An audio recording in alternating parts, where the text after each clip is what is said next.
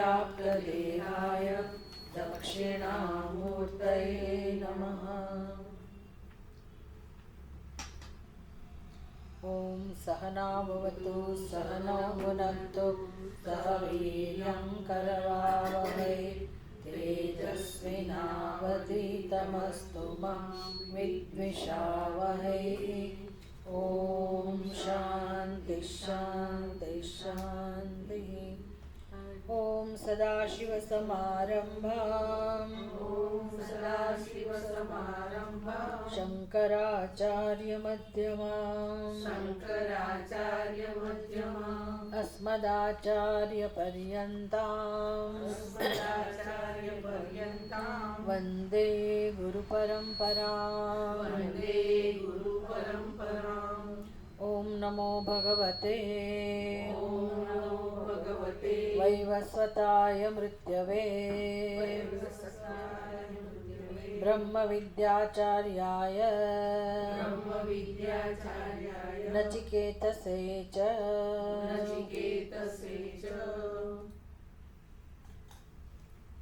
कठोपनिषद बीजो अध्याय पहली वल्ली।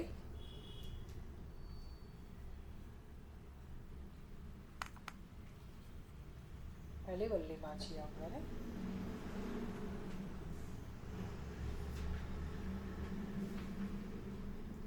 પાના નંબર કેટલા છે?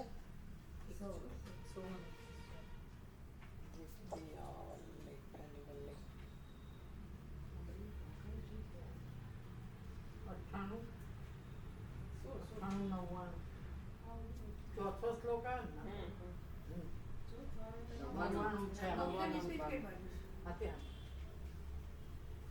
દેખાબેન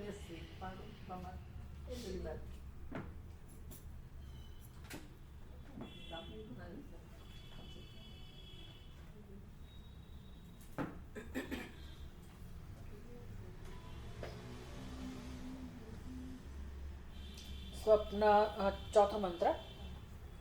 स्वप्नान्तं जागरितान्तं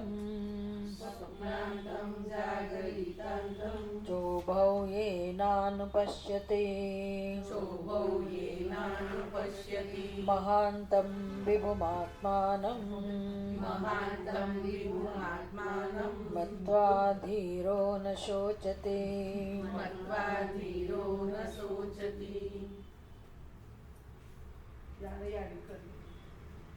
स्वप्नान्तं जागरितान्तं उभौ येन अनुपश्यति तं महान्तं विभुमात्मानं मत्वा धीरः न शोचति। એટલે હવે બ્રહ્મ આત્માનું જે સ્વરૂપ છે એને કેવી રીતે જાણવું? ખરેખર તો એને કંઈ એને બીજું કોઈ જણાવી ના શકે આત્માના સ્વરૂપને, કારણ કે આત્માથી ભિન્ન કોઈ છે જ નહીં। હવે એ વાસ્તવિકતા છે, આત્માથી બીજું કોઈ તત્વ છે જ નહીં, તો કોણ જણાવી શકે? એટલે બહુ મુશ્કેલ છે આ વિષય, સૂક્ષ્મ વિષય છે। આવું હોવાથી જ એક તો આપણે જ્યારે આપણો પ્રશ્ન સમજીએ જીવનનો, અને એ તો ઉપનિષદ સમજાવે ત્યારે જ સમજાય કે આપણી સમસ્યા કઈ છે, તો કે આપણે પોતે આપણું જ જે સત્ય છે એ સત્ય આપણે જાણતા નથી। બસ એ જ મોટી સમસ્યા છે, એ સિવાય કોઈ સમસ્યા નથી। એટલે બધું આપણે સરસ રીતે અધ્યયન કરીએ અને પછી જ્યારે આ વિચારીએ કે કેવા પ્રકારનો પ્રશ્ન છે, તો આપણે કહેવું પડે, કબૂલ કરવું પડે કે જાણે કે પરમાત્માએ પોતે જ પોતાના ઉપર અધ્યારોપ કરેલો છે। પરમાત્મા પોતે જે એક અને અદ્વિતીય છે, જ્ઞાન સ્વરૂપ છે, ચૈતન્ય સ્વરૂપ છે, એણે જ પોતાના સ્વરૂપને જાણે કે માયાથી ઢાંકી દીધેલું છે। આવું છે અત્યારે। જેમ આપણે જંગલમાં જતા હોઈએ અને વગડામાં આપણને કાંટો વાગે, તો હવે કાંટો વાગ્યો, હવે કેમ વાગ્યો એ બધું તમે ચર્ચા કરો, બરાબર છે। કોઈ કદાચ કહે કે ભાઈ આ ફલાણા ઝાડનો કાંટો છે, વધારે તીક્ષ્ણ છે, આ છે તે છે, એ જવાબ જે આપો તે, પણ તમને રસ શેમાં છે? કાંટામાં રસ નથી, ખબર ને? કાંટો ક્યાં ઝાડનો છે ને કેવી રીતે વાગ્યો ને મને કેમ વાગ્યો, બીજાને કેમ ના વાગ્યો ને એમાં રસ નથી. આપણને રસ શેમાં છે? કે કાંટો કોઈ કાઢી આપે, કાંટો નીકળે એમાં રસ છે. એમ જીવનમાં જ્યારે આ બધું સમજાય કે ભાઈ દુઃખ જાય એમાં જ રસ છે. અને દુઃખના કારણો કયા ભાઈ? કયા કારણથી આપણા જીવનમાં સમસ્યાઓ છે, દુઃખ છે? આજે અચાનક આનો દુકાળ પડે હજી છે ને આગળ અહીંયા.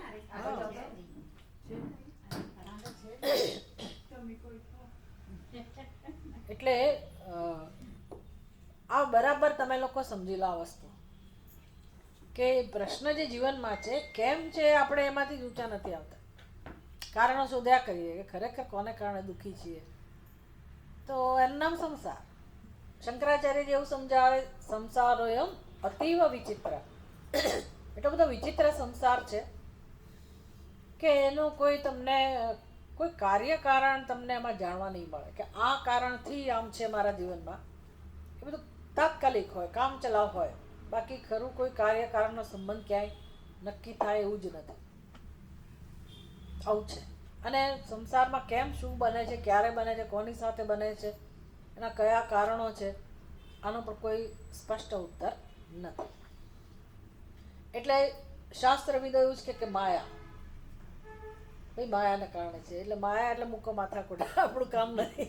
માયાને કોઈ સમજી શકે નહીં અને માયાને કેમ દૂર કરવી એ આપણે ના કરી શકીએ. એટલે સંસારની મુશ્કેલીઓ આપણે આપણી રીતે તો પુરુષાર્થ કર્યા જ કરીએ છીએ, કર્યો ખરો, થાકી ગયા, પણ મુશ્કેલીનો અંત આવતો જ નથી. તમને એમ કે ભાઈ તમારું કામ પત્યું, ત્યાં દીકરાઓના પ્રશ્ન હોય. તમને એમ તો એનું કામ પત્યું તો એના દીકરાઓના પ્રશ્ન હોય. આ બધું ચાલ્યા જ કરે, ચાલ્યા જ કરે. એટલે તમે એમાં અટવાયેલા જ રહો. પણ એ અટવાયેલા કેમ રાખવા આપણને, એ કામ કોનું છે? માયાનું. આપણે એના પ્રભાવમાં છીએ અને આપણને શું કરીએ એવું કર્યા કરીએ છીએ. પણ ભગવાનને જો સાંભળીએ, ભગવાનનો ઉપદેશ સાંભળીએ તો ભગવાન તો આવું જ કહે છે કે ભાઈ માયા આવી જ છે. દૈવી એશા ગુણમયી મમ માયા દુરત્યા. ભાઈ એને ઓળંગવી કઠિન છે અને આવી જ છે.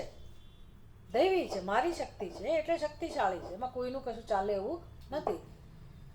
પણ ભગવાન આવું કહીને અટકતા નથી કે એટલે તમે દુઃખી છો, તમે માયાના પ્રભાવમાં છો એટલે દુઃખી છો. એ વાત સાચી છે, પણ તમે માયાના પ્રભાવમાં શું કામ છો?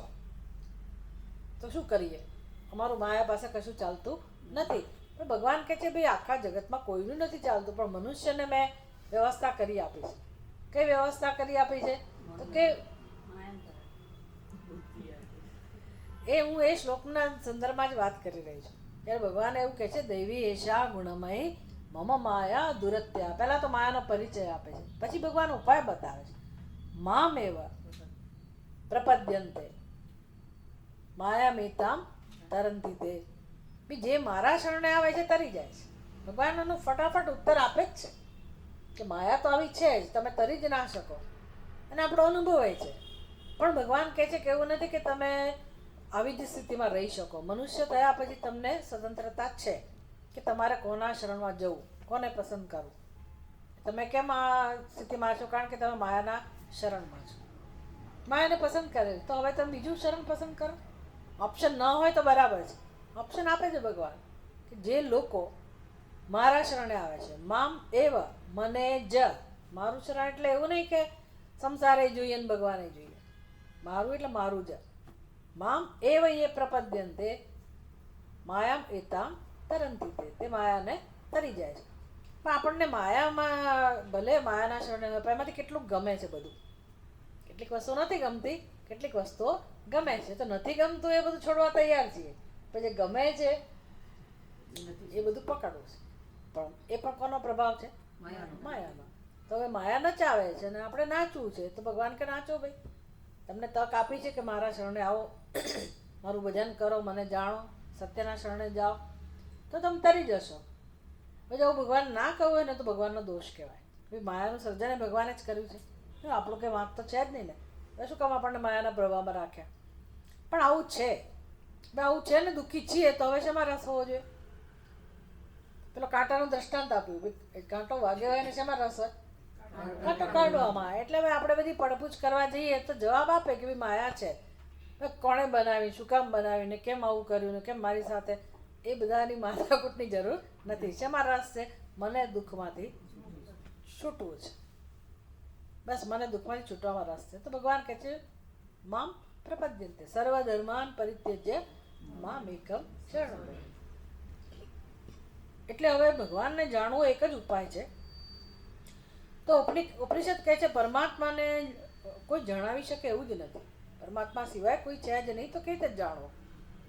એટલે આ બધું જ્યારે ખૂબ બધું ચિંતન થયું હોય પછી આપણે ખરા રસ્તે જ્યારે આગળ વધતા હોઈએ બુદ્ધિથી કે હું કેવી રીતે આમાંથી નીકળી શકું સંસારમાંથી, અને કેવા પ્રકારની સમસ્યા છે ખરેખર.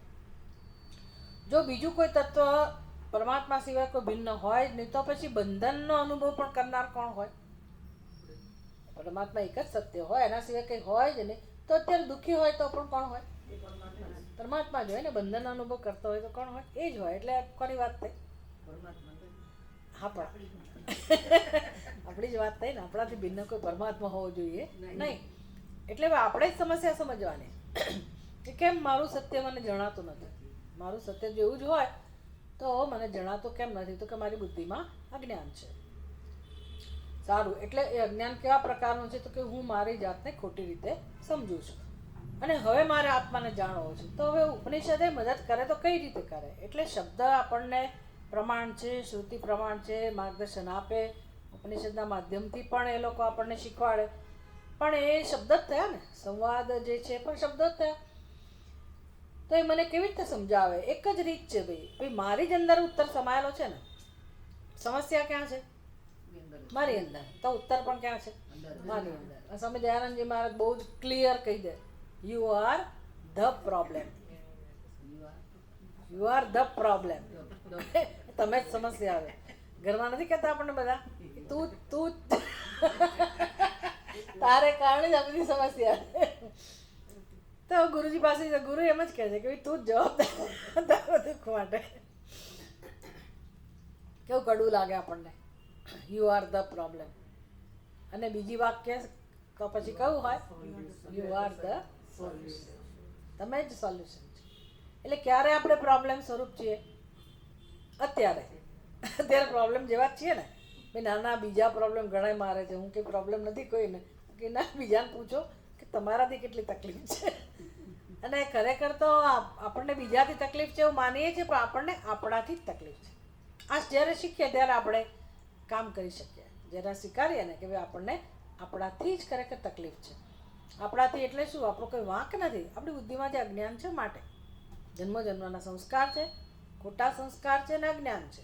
એટલે આપણને આપણાથી જ તકલીફ છે, અજ્ઞાનથી તકલીફ છે. અજ્ઞાનનું સ્વરૂપ કેવું છે? તો કે હું એક તો નથી જાણતી ને ખોટી રીતે જાણું છું. મારી વિશેના મારી બુદ્ધિમાં જે નિર્ણયો છે એ મારું પોતાનું સર્જન છે. તો એ જ મારા દુઃખનું કારણ છે. એ દ્રષ્ટિએ આપણે જ સમસ્યા છીએ. તો હવે ઉકેલ લાવી શકીએ કે નહીં? કે બીજા આવીને મારા મગજને સફાઈ કરે? એ તો બિચારા થાકી ગયા લોકો કરી કરે. આપણા મગજને કોઈ સાફ કરી શકે નહીં, કે આપણે બીજાના મગજને ના કરી શકીએ. ખરું કે બાળકોને થોડું ઘણું તમે શીખવાડી શકો, બાકી તો એનું જે હોય એ જ રહેવાનું. એટલે આપણા મગજને સાફ કરવું હોય, વિચારો, ખોટા વિચારો જો હોય દૂર કરવા હોય તો કોણે કરવા પડે? આપણે જ કરવા પડે. એટલે આપણું જ ધ્યાન દોરે છે આ ઉપનિષદ. આપણું જ ધ્યાન સત્ય તરફ દોરે છે. આપણને જ આપણી બુદ્ધિ દ્વારા આપણા સ્વરૂપનું દર્શન કરાવે છે કે તમે વિચારો, તમારા જીવનના અનુભવોને, તમારી પ્રવૃત્તિઓને તમે એના વિશે વિચાર કરો કે ભાઈ તમને શેનાથી બધો અનુભવ થાય છે. ભાઈ અનુભવ મને તો સુખ દુઃખનો થાય છે. તો કેવું નહીં, સુખ દુઃખના અનુભવ તો બરાબર છે, પણ તમે રોજ ઉઠીને તે મોજ મજા કરો છો તમારી રીતે. ભલે ગમે તેટલા દુઃખી હો તો એ બધું ગમે તો છે જ ને. આપણને ખાવું પીવું, હરવું ફરવું, તૈયાર થવું, હું તો થયા જ કરે છે ને. તો એમાં તમે તમારી જ્ઞાનેન્દ્રિયનો ઉપયોગ કરો છો કે નથી કરતા? કેવી રીતે આ બધો વ્યવહાર કરો? તો કે અમે જોઈએ છીએ, સાંભળીએ છીએ, ન સંભળાય તો પેલું રાખીએ છીએ મશીન અને એ મશીન પહેર્યા પછી એ સાંભળીએ છીએ. એટલે જો મશીનથી સંભળાય છે ને બરાબર છે, મશીનથી સંભળાય છે, કોઈને મશીન વગર સંભળાય છે, કોઈને આંખોથી દેખાય છે, બધાને આંખોથી દેખાય છે, કાનથી સંભળાય છે, નાકથી ગંધનો અનુભવ થાય છે, જીભથી સ્વાદનો અનુભવ થાય છે, અને આનાથી ઠંડી ગરમી પંખાની સ્વિચ બતાવો જલ્દી જલ્દી જલ્દી પંખાની સ્વિચ તો આ બધા અનુભવો એટલે આપણું જીવન, બધા અનુભવો એટલે આપણું જીવન. તો કે આ બધો અનુભવ કરાવે છે કોણ? એ વિચાર નથી કરતા તમને કોનાથી આ બધો અનુભવ થાય છે. જો તમારે તમારા સમસ્યા ઉકેલવી હોય તો તમે આ હું દુઃખી હું સુખી, મારે આ પ્રશ્ન ફલાણી વ્યક્તિ આમ, પેલાનો વ્યવહાર આમ, એ બધું હમણાં બાજુએ રાખો. પહેલાં તમે તમારું આ જીવન છે ને તપાસો કે આ બધું સુખ દુઃખનું પરિણામ પછી છે. તમે સાંભળ્યું જ ના હોત તો કંઈ થાત. ઘણા લોકો નથી સંભળાતું તો સુખી પોતાનું માને છે કે સારું મને કંઈ સંભળાતું નથી ને એટલે ચિંતા નથી. વાત સાચી હોય શકે કદાચ કે ભાઈ તમારે વગર મફતની વાતો સાંભળીને દુઃખી થાવ એના કરતાં સંભળાતું જ નથી, પણ કે તોય અંદર પછી એ મારું છાનું માનું એ શું વાતો કરી ગયા એ પાછો પ્રશ્ન થાય ને, એ મને ખબર ના પડી એ બધા શું વાતો કરી ગયા એવો પ્રશ્ન થવાનો. એટલે કહે છે કે તમે પહેલાં આ બધા અનુભવો વિશે વિચારો, શેનાથી દેખાય છે, શેનાથી સંભળાય છે, નાના મોટા બધા વ્યવહારો માટે કોણ જવાબદાર છે એને તો તમે એની નોંધ તો લેતા નથી. શું સાંભળ્યું, ક્યારે સાંભળ્યું, કેવી રીતે સાંભળ્યું, કોણે સંભળાવ્યું એમાં જ રસ છે. પણ આ બધી પ્રક્રિયા માટે જે નિમિત્ત છે, ખરું નિમિત્ત જેને કારણે સંભળાય છે, પછી મશીનથી સંભળાતું હોય કે કાનથી સંભળાતું હોય, જેને કારણે સંભળાય છે સમજ પડે ને, એ મહત્વનું છે અને એને જાણવાની જરૂર છે. એ તમારું સત્ય છે. એટલે પરમાત્મા બધે આપણે કર્યા કરીએ, આપણે આસ્તિક હોઈએ, ભક્ત હોઈએ એટલે ભગવાન કરે ખરું, ભગવાન કરે ખરું, પણ હવે એ બધું ઉપનિષદમાં બધાની જરૂર નથી. હવે આપણે અંદરથી ભગવાન પ્રગટ કરવાનો છે. જે ભગવાન બધું કરાવે છે ને એ ક્યાં બેઠેલો છે કોઈ દિવસ જોવું પડશે ને. એમ હું જ છું, ભગવાન ખરો બધે, પણ હું જ છું. તો ભાઈ એ હુંને જ હવે ખોલો. જે હું અંદર એ કરીને બેઠેલા છીએ ને, હુંને આમ બરાબર સજાવીને કે ના હું તો આમ જ ને હું તો તેમ જ, તો કે એ બધા પડાળ ખોલો. એ બધા હું વિશેના જે આવરણ છે ને એને હટાવો અને અંદર જે હું બેઠેલો છે એને ઓળખો. કેવી રીતે ઓળખો? તો કે એ છે તો તમને દેખાય છે, એ છે તો તમને સંભળાય છે. તો પછી કોણ જુએ છે? મારે પ્રશ્ન પૂછવો પડે ને. ભાઈ આપણે માનીએ છીએ હું જોઉં છું, ત્યારે મારી બુદ્ધિમાં એવો ખ્યાલ છે કે આ આંખો વાળી હું જોઉં છું, એ મારો ખ્યાલ છે. કાનો વાળી હું એટલે કે કાન ધરાવનાર હું સાંભળું છું, આંખ ધરાવનાર હું જોઉં એવો મારો ખ્યાલ છે. એટલે ઇન્દ્રિયોમાં અહંભાવ છે. હું આંખો અને મારી આંખો, કાન એટલે હું મારા કાન, આવો અહંભાવ છે. તો કે નહીં, એ કાન પણ કે જેના દ્વારા સાંભળે છે. થોડી અક્કલ વધારે વાપરો કે કાન પોતે જ સાંભળે છે. ના ભાઈ, કાન પોતે સાંભળતા નથી. એટલે આંખો પોતે જ જુએ છે? તો કે ના, એ બધા દ્વારા કોઈ જોનારો જ છે. એ કોણ છે? તો કે તો કાન વગરનો છે, એ તો આંખ વગરનો છે. ચક્ષુઃ અશ્રોત્રમ શ્રોત્ર, ક્યાં સાંભળ્યું છે? ચક્ષુષઃ ચક્ષુઃ શ્રોત્રસ્ય શ્રોત્રમ. આવો ગુરુજી ઉપદેશ કરે છે. શ્રોત્રસ્ય શ્રોત્રમ એટલે કાનનો કાન. તો કાનનો કાન ક્યાં હોય? કાનની આ બાજુ હોય કે પાછળ હોય? હે ને, પાછળ એટલે આમ હું પાછળ ફરીને જોઉં તો દેખાય. પાછળ એટલે કોની પાછળ? બરાબર કાનની પાછળ, સમજ ને, આંખની પાછળ. આમ પાછળ એટલે ક્યાં આવે? એનો અંત ક્યાં આવે? હું. અંત ક્યાં આવે? હું. એટલે એક જ થયો, સાંભળનારો, જોનારો, સૂંઘનારો, બધી ઇન્દ્રિયોની પાછળ રહેનારો એક જ સાબિત થયો. અને એ કેવો પાછો? કાન વગરનો, એટલે કે જ્ઞાનેન્દ્રિયો વગરનો, કર્મેન્દ્રિય વગરનો. પછી મન વગરનો કહેવું પડે કે ના કહેવું પડે? અરે એવું કહેવાય? મન વગરના કઈ રીતે કહેવાય? મન એટલે જ હું. આ બધું આમ અનુભવાય છે, હા એટલે જ હું ને. તો કે છે ભાઈ એ તો મન અનુભવે છે, મનને કારણે તમે અનુભવો છો, પણ મન કોને કારણે અનુભવે છે? મન કોને કારણે? ત્યાં સુધી આપણે ઊંડા ઉતરવું પડે. પહોંચ છે, તાકાત છે, कबीरा कहे बाजार में लिए लुकाठी हाथ, जो ઘર अपनो जलाए સો ચલે સાથ. એટલે આ બધું તમારે પોતાનું ઘર જે છે ને, પોતાનું ઘર એટલે શું? હું આ શરીર, આઈ એમ સમથિંગ, અમારી બુદ્ધિ, આમ હું મારું એટલે આપણું ઘર છે. તો કે એ બધું જે દૂર કરવા તૈયાર છે.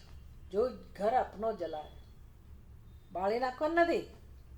જલાય એટલે શું? જાણવાનું છે મારે કે ભાઈ આ આંખો હું નથી, કાન હું નથી.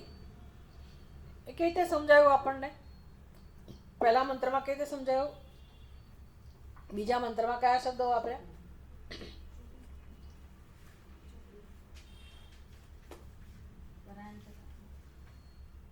આજે આપણે ત્રીજો મંત્ર, ત્રીજો મંત્ર બોલવાનો, સોરી. ત્રીજા મંત્રમાં કયા શબ્દો વાપર્યા? ત્રીજો મંત્ર યેન રૂપમ રસમ, હોય ને? ત્રીજો ને ચોથો સાથે જ જાય છે, એટલા માટે. ત્રીજા મંત્રમાં આપણે ઓલરેડી સમજી, આ બધી ચર્ચા થઈ ગઈ. દરેક વખતે યાદ રાખવું પડશે કે આનો જ વિસ્તાર ચાલી રહ્યો છે કે ભાઈ આત્મા કોણ, કેવી રીતે જાણવો આત્માને? તો કે તમે હવે અંદર ઉતરો, તમારી બુદ્ધિની પહોંચ થોડી વધારો, તાકાત વધારો. બહુ બહાર બધા બહુ ડાફળિયા માર્યા, બધું બહારનું બધી વસ્તુનું બહુ ચિંતન કર્યું. હવે પોતાનામાં રસ લો. કેવો રસ લઉં ભાઈ? હું મારામાં તો રસ લઉં જ છું ને રાત દિવસ. મને શું ભાવે, મને શું ગમે, મને શું ના ગમે, મારે શું મેળવવું છે, મારે શું ભોગવવું. તો કહેવા હુંમાં નહીં, એ અહંકાર અને એની લીલા છે, એમાં નહીં. મને દેખાય છે કોનાથી, મને સંભળાય છે કોનાથી, પણ હું જ જોઉં છું ને. મને સંભળાય છે કોનાથી, હું જ સાંભળું છું. મને સંભળાય છે કોનાથી, એવો ક્યાં પ્રશ્ન છે? તો વિચાર કરો, વિચાર કરો. હું સાંભળું છું એટલે વિચાર કરો, તમે કેવી રીતે સાંભળો છો? હું જોઉં છું તો વિચાર કરો, કોનાથી જુઓ છો તમે? તો સમજી શકાયું છે ને કે ના સમજાયું છે? કેટલું સરસ રીતે ઉપનિષદ કહે છે, યેન રૂપમ રસમ ગંધમ શબ્દાન સ્પર્શાંશ મૈથુના એતનેવ વિજાનાતિ. એટલે બધો જ વ્યવહાર એતેના એવો વિજાના, આનાથી જ તમે વ્યવહાર કરો છો જાણીને. એતનેવ વિજાનાતિ, આ દ્વારા જ જાણો છો. કોના દ્વારા જાણીએ છીએ? આંખોથી જોઈએ છીએ, કાનથી સાંભળે, બરાબર છે. પણ જોવું, સાંભળવું, ચાખવું, આ બધું જ્ઞાન કહેવાય કે નહીં? જ્ઞાન કહેવાય કે નહીં? એટલે જોવાપણું, સાંભળવાપણું એ જ્ઞાનનો જ પ્રકાર છે. પણ કે કાન પોતે ખાલી એટલા પૂરતા નિમિત્ત છે, સંભળાવવા પૂરતા. પણ ખરેખર જ્ઞાન કોનું છે? જ્ઞાન સ્વરૂપ આત્માનું. જ્ઞાન સ્વરૂપ આત્મા જો ન હોય તો તમને જોવાનું, સાંભળવાનું કોઈ વ્યવહાર શક્ય બને નહીં. તો પછી આ કોનું વર્ણન છે? એતેના એવ વિજાનાતિ કિમત્ર પરિશિષ્યતે. બી જેનાથી તમે જાણો છો ને એ ખરેખર જ્ઞાન સ્વરૂપ આત્મા જ છે. એનાથી જ તમે બધા અનુભવો કરી રહ્યા છો. બસ આમાં રસ લો, આને જાણો. બીજું શું જાણવાનું હોય? આત્માને જાણવા માટે બીજું કશું કરવાની જરૂર નથી. તમે આ આત્માને જાણવાનો પ્રયાસ કરો. હવે કે છે એ જ આત્મા, એટલે આપણી આત્માની હવે બીજી અનુભૂતિને ધ્યાનમાં લઈને વાત કરે છે. પહેલાં જોવાનું, સાંભળવાનું એ બધું કહો, જ્ઞાનેન્દ્રિયોના માધ્યમથી જે પણ આપણા જીવનના બધા વ્યવહાર છે, પ્રવૃત્તિ છે, એની વાત કરી, અનુભવોની વાત કરી. હવે શેની વાત કરે છે? સ્વપ્નાંતમ જાગરિતાંતમ. ભાઈ હવે તમે સ્વપ્નમાં પણ આવું જ બધું જુઓ છો, બરાબર ને? જાગ્રત અવસ્થામાં પણ આવો જ બધો વ્યવહાર કરો છો. તો સ્વપ્ન અવસ્થા અને જાગ્રત અવસ્થા. અંતમ એટલે શું? અંદર. સ્વપ્નાંતમ એટલે સ્વપ્નમાં, જાગરિતાંતમ અંતમ એટલે અંદર, જાગ્રત અવસ્થામાં અને સ્વપ્ન અવસ્થામાં જે કંઈ જુઓ છો, જે પણ, એટલે આગળનો મંત્રમાં જે કહેવાય એ પણ આવી જ ગયો ને. પણ હવે ચલો, હવે જાગ્રતમાં અમે આજે અહીં ગયા ને ત્યાં ગયા ને આ કર્યું ને તે કર્યું ને આપણા આખા દિવસની કથા, અનુભવો. પછી એટલું બાકી રહી ગયું હોય તો પાછું આપણે સ્વપ્ન તૈયાર કરીએ. અરે ને આપણે જોઈએ, બહુ હોશિયાર છીએ આપણે. કેટલીક વસ્તુઓ અનુભવવાની બાકી રહી ગઈ હોય ને, સ્વામીજી દ્રષ્ટાંત આપે કે ભાઈ આ આપણને કોઈ ગળ્યું ખાવા ના દે. મોટા સ્વામીજીને બિચારાને આમ ભક્તો હોય ને આજુબાજુ આમ પહેલાંની જેમ ઊભા હોય, ઇન્સ્પેક્ટ પોલીસની જેમ, એમને મીઠાઈ નહીં આપવાની, એમને આમ નહીં કરવાનું, તેમ નહીં કરવાનું, બહુ કડક, જાણ કેટલો બધો પ્રેમ હોય એમના ઉપર. એટલે પોતાનું બતાવે કે એમને નહીં આપવાનું, નહીં જ આપવાનું. સ્વામીજીને ખાવું હોય થોડું એટલે ખવાય તો નહીં, અમારી જેવા હોય તો માગી લે ભાઈ ચાલ હટ થોડું એમને ભાવથી આપવું જ આપવા દે એમ કરીને આપણે આપણો ભાવ પૂરો કરીએ, આપણી ઈચ્છા પૂરી કરીએ. સ્વામીજી તો બિચારા એવું કરે નહીં. એટલે પછી સ્વામીજી કે ભાઈ આણે મને ખાવા તો ના દીધું, રસગુલ્લું ખાવું હતું તો ખાવા ના દીધું. એટલે પછી હું સ્વપ્નમાં નક્કી કરું કે ભાઈ આ કોઈ નહીં હોય. સ્વપ્નમાં હું મારી જાતે હવે સ્વપ્નનું સર્જન કરું અને એમાં ભાવથી મીઠાઈઓ પણ મેળવું અને પછી આરામથી એને ભોગવું. પ્રયત્ન કરે બિચારો જીવ. જાગ્રતમાંનું ના ચાલે તો આપણે સ્વપ્નમાં આ બધું ઊભું કરીએ. તો કહે છે તમે સ્વપ્ન જોતા હો કે જાગ્રત અવસ્થા, જે કંઈ બંને અવસ્થામાં તમે જેનો પણ અનુભવ કરો છો, એના અનુપશ્યતિ, જેનાથી તમે આ બધું જુઓ છો. અનુપશ્યતિ એની ચર્ચા આપણે ગઈ વખતે કરી હતી કે અનુ એટલે શું, તો કે પાછળ પાછળ. એટલે હવે આંખો આપણે સીધો આત્મા નથી જોતો, બરાબર ને? આત્માને કે આંખો નથી, આત્મા કંઈ જોતો નથી ને સાંભળતો નથી ને એવો છે. પણ અત્યારે તો જોઈ રહ્યો છે ને, તો તમે કોના દ્વારા જોઈ રહ્યા છો? ભાઈ આંખો દ્વારા. એટલે આંખોની મદદથી તમે જોવાનું કામ કરો છો, એને કહેવાય અનુપશ્યતિ. અનુપશ્યતિ એટલે અહીંયા અનુપશ્યતિ જુઓ છો એમ પણ કહેવાય અને બુદ્ધિથી જુઓ છો એમ પણ કહેવાય. એટલે જાણો છો. તો બધા જ અનુભવો આવી ગયા ને. બુદ્ધિથી વાત કરી એટલે બધી વસ્તુ આવી ગઈ. જાગ્રત અવસ્થાના બધા અનુભવો આવી ગયા અને સ્વપ્ન અવસ્થાના પણ બધા અનુભવો આવી ગયા. જાગ્રત અને સ્વપ્નમાં આપણે જે કે અનુભવો કરીએ છીએ એ કોનાથી કરીએ છીએ? આ જ આત્માથી કરીએ છીએ. તો બસ હવે આનાથી વધારે આગળ તમે કોની કલ્પના કરી શકો? આત્માથી આગળ કોની કલ્પના કરી શકો કે મારા જીવનમાં કોણ જવાબદાર હશે જાગ્રત અવસ્થાના અનુભવો માટે, સ્વપ્ન અવસ્થાના અનુભવો માટે, અને જે કંઈ જોવાનું સાંભળવું જ્ઞાનેન્દ્રિયો દ્વારા હું જે જ્ઞાન પ્રાપ્ત કરું છું એ મારું જીવન, મારા જીવનમાં હું જે કંઈ અનુભવ કરું છું એના માટે આ આત્મા સુધી આપણે વિચારી શક્યા કે ભાઈ એનો પ્રકાશ, એનું અસ્તિત્વ છે એટલે આ બધું શક્ય છે. તો એનાથી પણ આગળ કોઈ હોઈ શકે ખરું? આત્માથી આગળ કોઈ હોઈ શકે ખરું? એનાથી આગળ કોઈ સત્ય નથી. હવે એના વિશે વિચાર કરો, એના વિશે વિચાર કરો કે એ કેવો છે,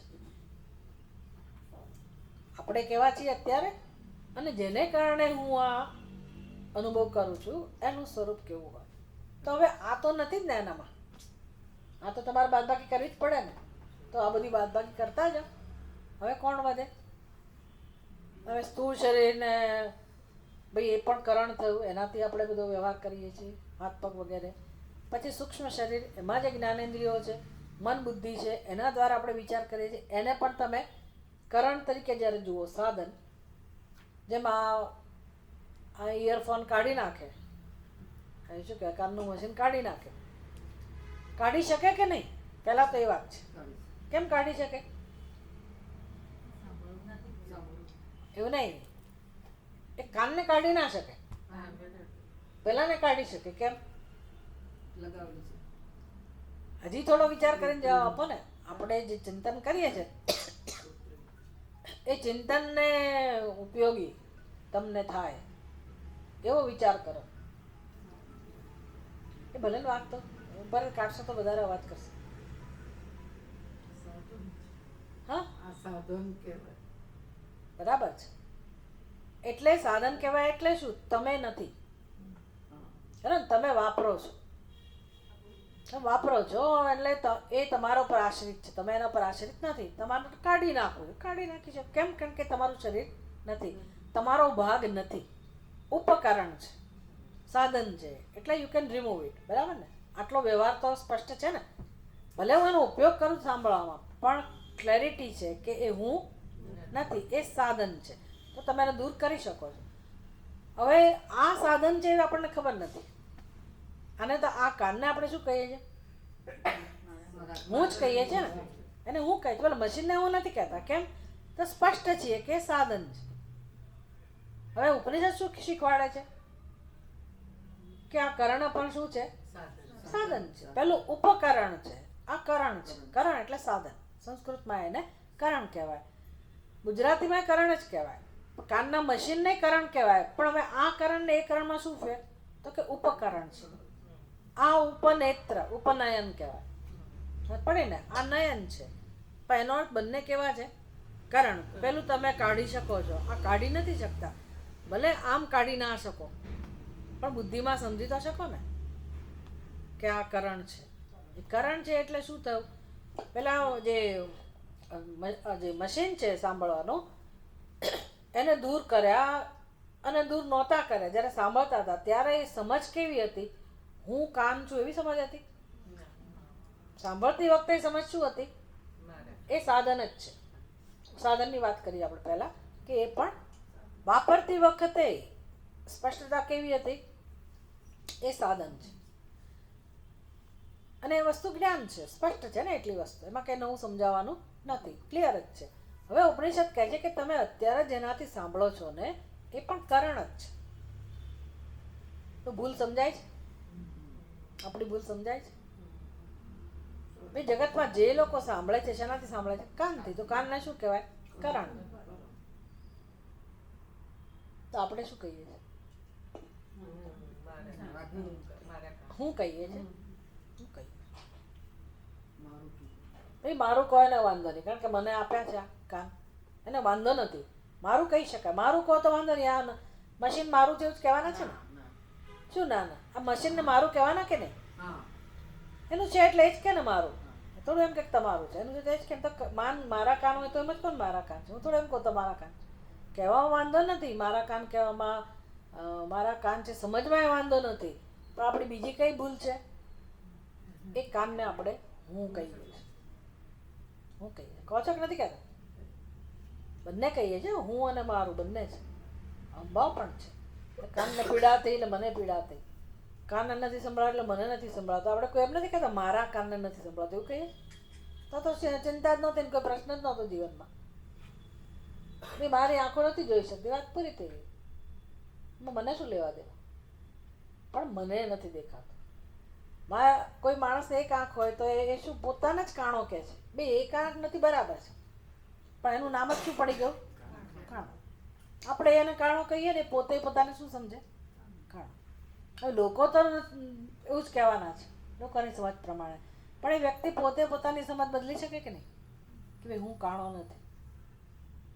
તો એનું દુઃખ જાય કે ના જાય? આખી જિંદગી દુઃખ શાનું છે? કાણો પતિ. હું બેરાલાલ. હવે નથી સંભળાતું તો ઓછું દુઃખ થાય ખરું. તોય તે જો ને કાન હવે જતા રહે, દુઃખી તો હોય જ માણસ. પહેલેથી જ ના સંભળાતું હોય તો બિચારો વધારે દુઃખી હોય. કેમ? તો કે હું બહેરો. અજ્ઞાન કોને કહેવાય એ આપણે સમજવાનું છે. હવે આપણે તો બહેરાય નથી ને આંધળાય નથી ને લૂલાય નથી ને લંગડાય નથી, તોય દુઃખી છીએ. તકલીફ એ છે, તોય દુઃખી છીએ ને. એટલે એની ચર્ચા ચાલી રહી છે.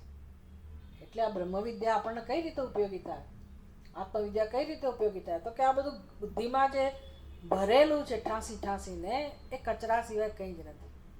આત્માને એની સાથે કોઈ સંબંધ નથી, અને છતાંય બધું આપણે અંદર ભરાવી રાખીએ છીએ. તો એ સફાઈ કરવા બીજું કોઈ તો આવવાનું નથી. અને દુઃખનો ઉપાય તો આ એક જ છે. એટલે કેમ એમાંથી મુક્ત થવું? એટલે આ ઉપદેશ આપે છે કે તમે તમારા જીવન વિશે વિચાર કરો કે આ બધું સુખી દુઃખી સુધી પહોંચી ગયા, તમારી બુદ્ધિ ત્યાં સુધી પહોંચી ગઈ. પહેલાં તો એવું હતું ક્યારેક સુખી ને ક્યારેક દુઃખી. હવે શું એ બુદ્ધિ કહે છે? હવે સુખની કોઈ સંભાવના નથી. એટલે બુદ્ધિએ શું નિર્ણય કરેલો છે? હું એટલે દુઃખી. પછી સમાધાન ઘણું કરો કે વૃદ્ધાવસ્થામાં આવું જ હોય, ગટપણમાં આવું જ હોય, ફલાણું આમ જ હોય, ઢીકણું જ હોય. પછી કહો કે ભાઈ બહુ ગઈ થોડી રહી, હવે ક્યાં વધારે જીવવાનું છે. તો એનાથી કે આપણે દુઃખમાંથી છૂટતા નથી, અને એક જ્ઞાન પણ નથી.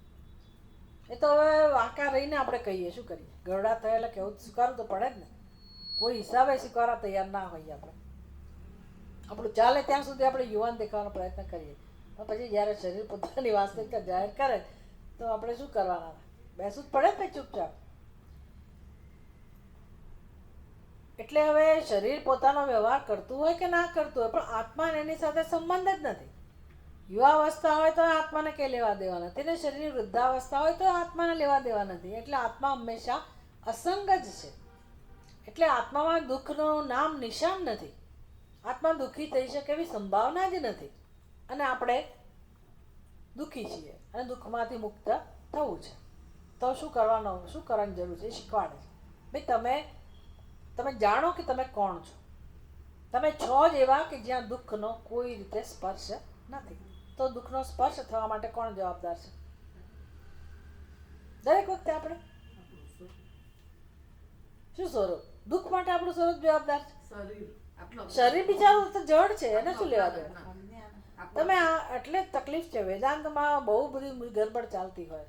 પછી અનાત્મા એટલે અનાત્માઓ ને તેઓના શરીર ઉપાધિ એનો ત્રાસ છે. ઉપાધિ બિચારી નિર્દોષ છે. એ કોઈ દિવસ શરીર કશું કહેતું જ નથી. શરીરે એવું નથી કહ્યું કે તું મને હું કહે. શરીર એવું કહે છે કે તમે મને તમારું સ્વરૂપ સમજો. શરીર કહે છે.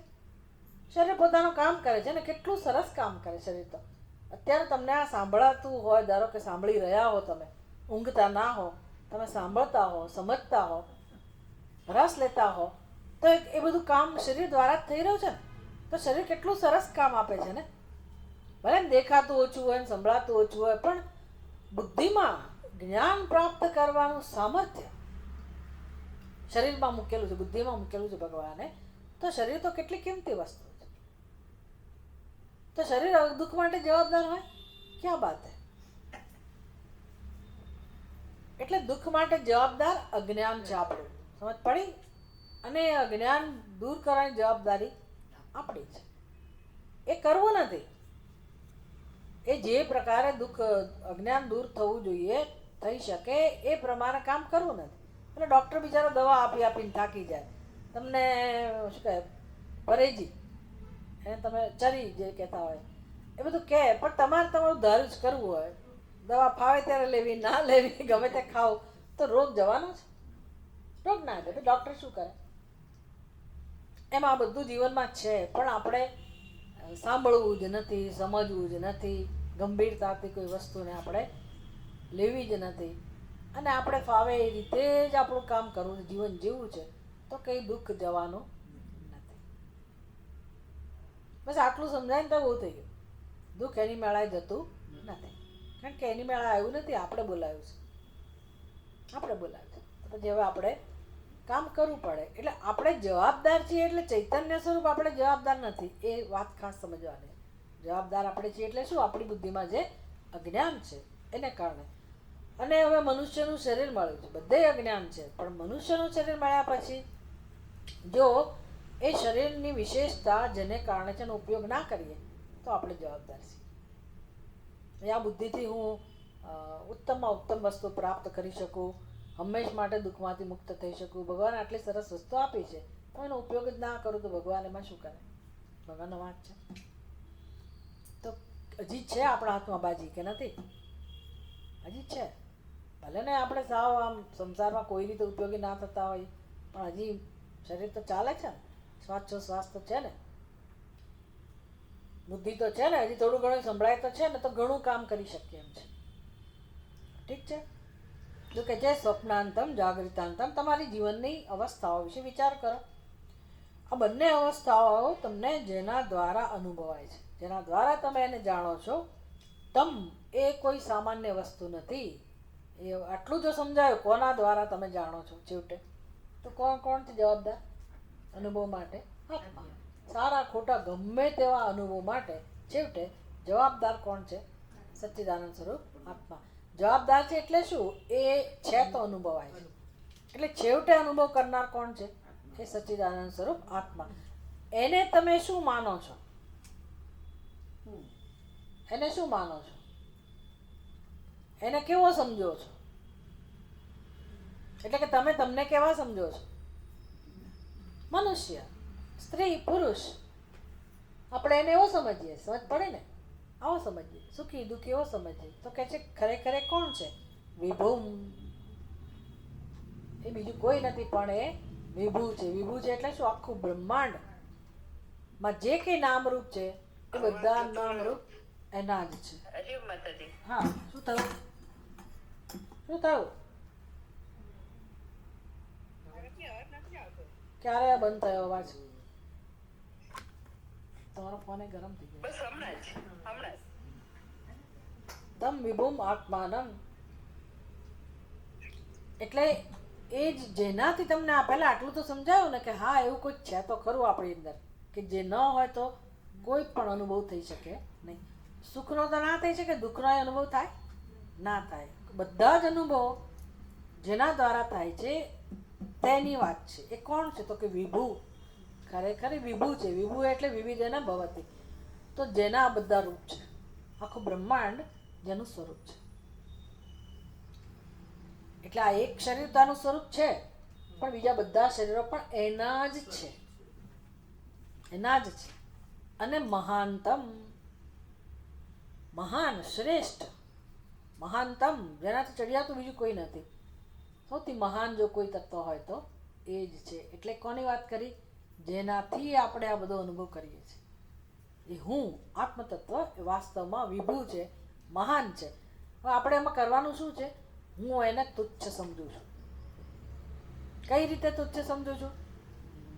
આ એક શરીરથી માપી લીધો છે, એના પર અધ્યારોપ કર્યો કે હું આ શરીર છું. બસ તો પછી હવે કેવડું થઈ ગયું કર? આટલું. હવે એ શરીરને આખા તમે બ્રહ્માંડની સાથે સરખામણી કરો કે શરીરની શરીર જેવડા તમે આખા બ્રહ્માંડમાં તમારું કેટલું સ્થાન હોય? શું સ્થાન હોય?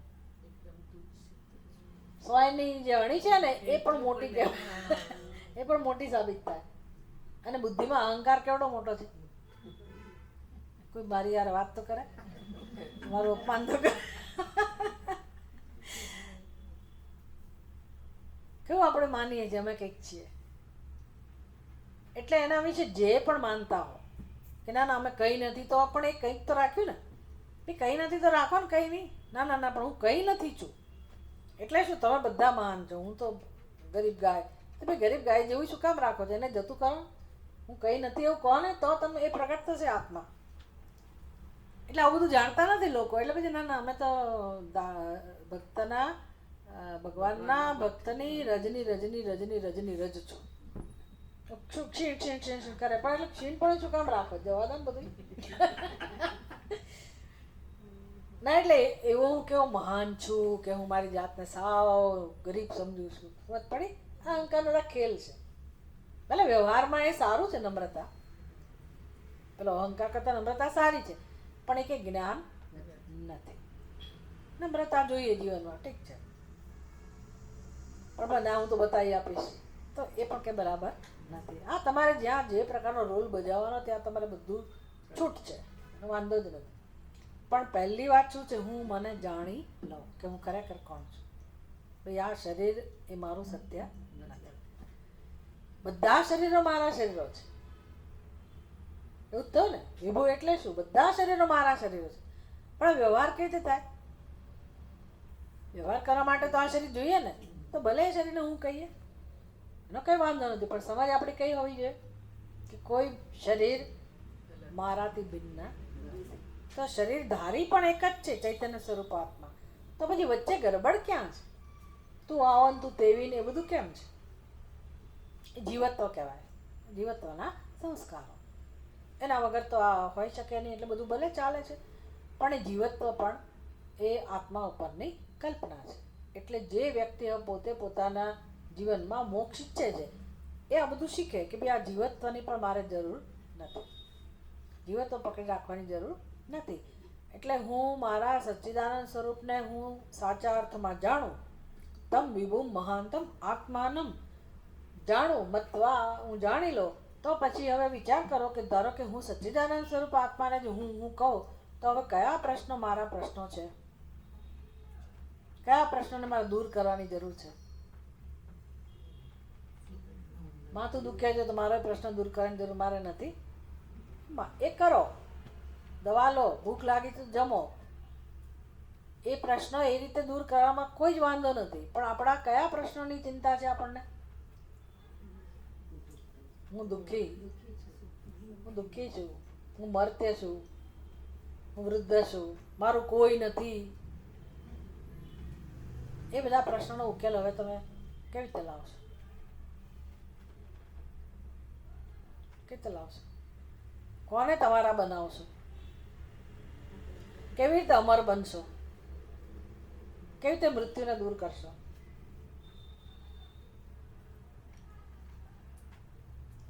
શું જવાબ છે? ના ના, એકદમ મારી સાથે રહેવાનું. પહેલા તો મેં કહું કે તમે આ જાણી લીધું, પછી હવે કયા પ્રશ્નને દૂર કરવાની જરૂર રહેશે? સમજ પડે ને ભાઈ? ભૂખ તો લાગશે, પ્રશ્ન તો છે. ભૂખ લાગશે, માથું દુખશે, ખરો કે નહીં? તો એ પ્રશ્નનો ઉકેલ છે કે નથી? એ પ્રશ્ન ઉકેલ છે, કરો. કોણ ના પાડે છે? ભાઈ આત્મજ્ઞાનીને માથું દુખે તો ભલે દુખે, એને કંઈ કરવાની જરૂર નથી, આવું ના હોય. સમજ પડી? શરીર હોય તો બધું હોય. ભાઈ આત્મજ્ઞાનીને બ્લડ પ્રેશર કેમ હોય? એટલે ભાઈ બ્લડ આવું ગાન પણ ચાલે છે સમાજમાં. સમજ પડી? ના ના ના, એ તો બધું ભગવાન કરી દેશે. ભાઈ શરીર છે યાર, તો ભગવાન કરી દેશે એટલે શું? તમે ગમે તે ખા કરો, ત્યાં ભગવાનને યાદ નથી કરતા, અને પછી કહો ભગવાન બધું સારું કરી દેશે. શું સારું કરે? ભાઈ જે ઓર્ડર, જે પ્રમાણે જે થતું હોય એ પ્રમાણે કરવું જોઈએ ને. પણ આપણે કયા પ્રશ્નોની વાત કરીએ છીએ? ભૂખ, તરસ, આ બધા પ્રશ્નો, જેમાં ગરીબાઈ પણ આવી ગઈ, અક્ષર જ્ઞાન, એ બધાના ઉકેલ તમે લાવી શકો વ્યવહારિક સ્તરે. પણ હું દુઃખી છું કે હું સુખી છું, એ પ્રશ્ન રહેતા નથી. હું સુખી છું તો પ્રશ્ન છે જ નહીં, પણ હું દુઃખી છું કે હું એકલો છું કે હું મરી જઈશ, આ બધા પ્રશ્નો રહેતા નથી. ક્યારે નથી રહેતા? મત્વા, જાણીને. કોને જાણીને? વિભૂમ મહાનતમ આત્માનમ મત્વા. કેવી રીતે જાણીને? આ શ્લોકમાં બધું છે. કેવી રીતે જાણીને? સ્વપ્નાંતમ, બુદ્ધિથી જ જાણવાનું છે. પણ કેવી રીતે? સ્વપ્નાંતમ જાગૃતાંતમ યેન અનુપશ્યતે. કેવી રીતે જાણીને? તો કે મને જાગ્રત, સ્વપ્ન જે પણ અનુભવ થાય છે એ જેને કારણે થાય છે, તો સચ્ચિદાનંદ આનંદ સ્વરૂપ આત્માને કારણે થાય છે. મન બુદ્ધિથી જ અનુભવ થાય છે, પણ મન બુદ્ધિ પણ કયા કારણથી જાણે છે? પડે ને? તમે બુદ્ધિમાં જાણી લો, હા આત્મા તો સચ્ચિદાનંદ સ્વરૂપ છે, પણ દુઃખની વૃત્તિ તો મનમાં છે, એનું શું કરવું? એનું શું કરવું? દુઃખ તો અંદર છે જ ને, દુઃખ તો જતું જ નથી. આ જાણવા છતાંય દુઃખ ક્યાં જાય છે? તો શું શું ઉપાય છે? શું તમે જવાબ આપશો? ઉત્તર શું છે? ભાઈ જ્યાં દુઃખનો અનુભવ થાય છે એ જેને કારણે થાય છે. આત્માને કારણે દુઃખનો અનુભવ નથી થતો. માત્ર અનુભવ જેને કારણે થાય છે.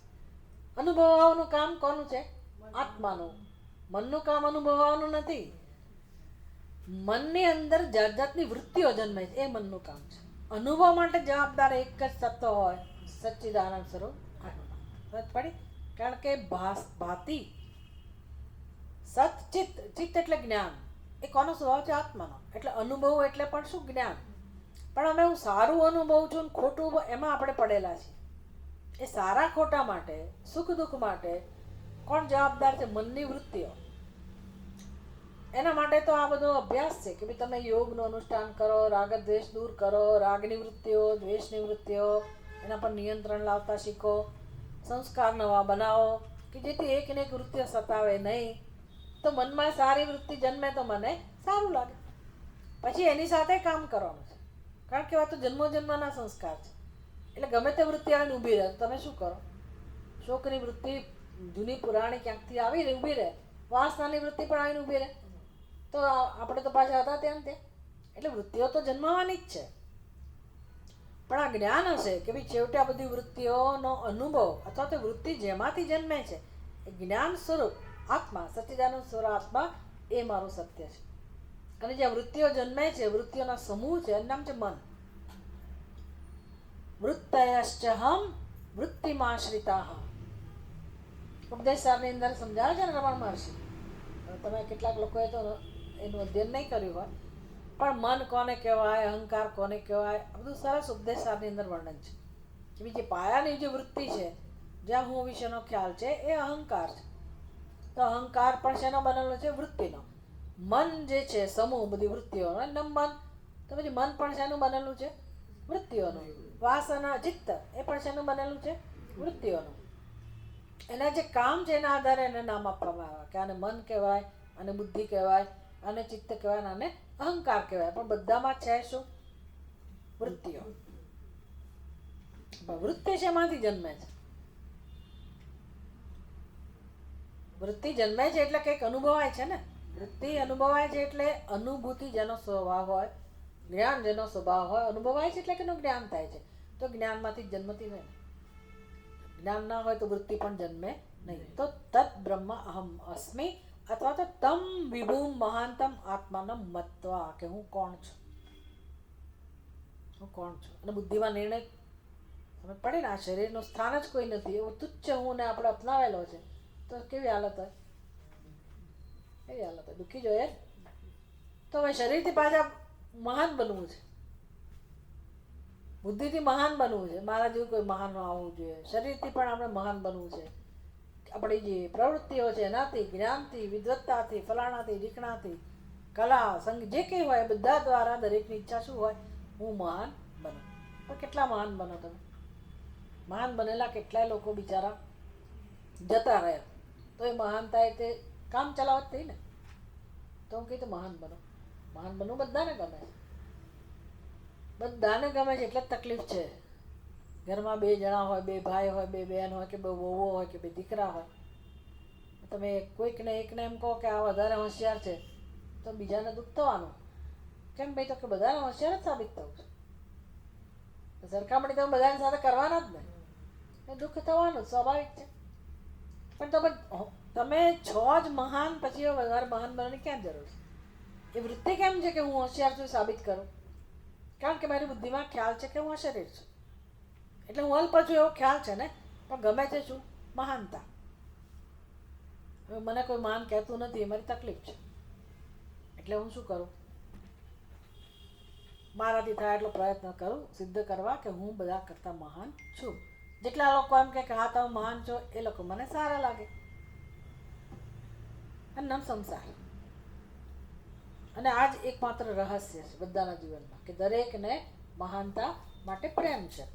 અને એ સ્વાભાવિક છે. મહાનતા માટે પ્રેમ એટલા માટે છે કારણ કે મહાન જ છે. તો હવે મારી મહાન બનવાની ઈચ્છા ક્યારે પૂરી થાય? હું મારા મહાન સ્વરૂપને જાણું ત્યારે. જાણવું જોઈએ કે ના જાણવું જોઈએ? મહાનતા સિદ્ધ કરવાના પ્રયાસમાં મહાન બની શકાય એવું નથી. કેમ નથી? મહાન જ છું, અજન્મા જ છું, અમર્ત્ય જ છું. તો મૃત્યુને દૂર કરવાની જરૂર નથી, કારણ કે મૃત્યુ ક્યારેય મને સ્પર્શ્યું જ નથી. મૃત્યુ નામની વસ્તુ મારામાં છે પણ જ્યારે સમજાય ત્યારે. પણ બધા પ્રશ્નોનો અંત ક્યાં આવી જાય છે? મત્વા, પોતાના સ્વરૂપને જાણી જાય. ધીર ન શોચતી. ધીર એટલે આવો વિવેકી મનુષ્ય, બુદ્ધિમાન મનુષ્ય દુઃખી થતો નથી. ન શોચતી એટલે શોક કરતો નથી.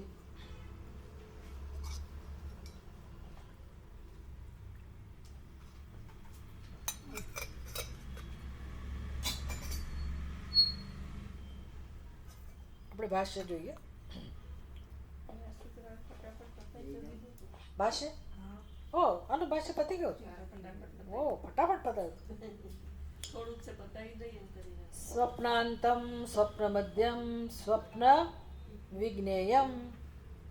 કઈ નહીં, ચલો રિવિઝન કરી લઈએ. સ્વપ્નાંતમનો અર્થ કર્યો. ભાષ્યકારની સ્ટાઇલ કેવી છે? દરેક શબ્દને સમજાવવાની.